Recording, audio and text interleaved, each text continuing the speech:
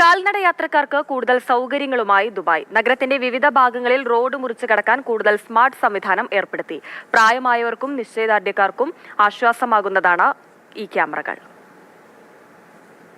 Dubai നഗരത്തിൽ വിവിധ ഭാഗങ്ങളിലായി 10ഓളം സ്മാർട്ട് പെഡസ്ട്രിയൻ ക്രോസിംഗ് സംവിധാനമാണ് റോഡ്സ് ആൻഡ് ട്രാൻസ്പോർട്ട് അതോറിറ്റി ഒരുക്കിയത്. പുതിയ സാങ്കേതിക വിദ്യ തന്നെയാണ് സ്മാർട്ട് പെഡസ്ട്രിയൻ ക്രോസിംഗിന്റെ പ്രത്യേകത. സെൻസർ സംവിധാനത്തിലാണ് ക്യാമറകൾ പ്രവർത്തിക്കുക. അതുകൊണ്ട് തന്നെ പ്രായമായവരോ ശാരീരിക ബുദ്ധിമുട്ടുള്ളവരോ റോഡ് മുറിച്ചു കിടക്കുമ്പോൾ കൂടുതൽ സമയം സിഗ്നലുകൾ പ്രവർത്തിക്കും. കുട്ടികൾ റോഡ് മുറിച്ചു കിടക്കുമ്പോഴും ഇതുപോലെ സമയം ലഭിക്കും. മാത്രമല്ല, കുറഞ്ഞ വെളിച്ചത്തിലും 24 മണിക്കൂറും പ്രവർത്തിക്കുന്നവയാണ് ക്യാമറകൾ.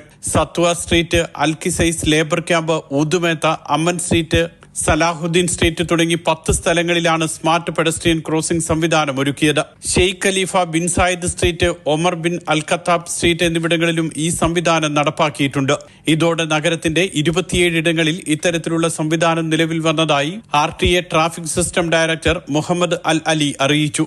കാൽനട യാത്രക്കാരുടെ സുരക്ഷയും സൗകര്യവുമാണ് പ്രധാനമെന്നും അദ്ദേഹം വിശദീകരിച്ചു. Mathrubhumi news, Dubai.